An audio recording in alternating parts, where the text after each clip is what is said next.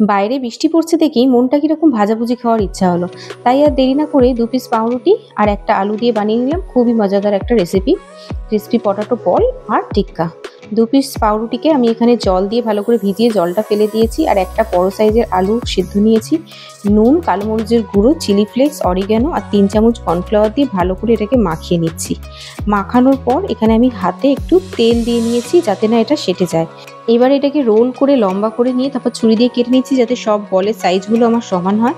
আর আমি এখানে টিক্কা শেপও করেছি, আপনারা যে কোনো শেপই দিতে পারেন। দেওয়ার পর এগুলোকে জাস্ট গরম গরম তেলে লাল লাল করে ভেজে নিলেই একদম রেডি হয়ে যাবে খুবই ক্রিস্পি পটাটো স্ন্যাক্স, যেটা সন্ধ্যাবেলা খেতে খুবই ভালো লাগে। আর বিশেষ করে বর্ষাকালে বাইরে যখন বৃষ্টি হয় কিছু ভাজাভুজি খাওয়ার ইচ্ছা হয় আমাদের, তখন কিন্তু এগুলো পেলে আর কোনো কথাই হবে না।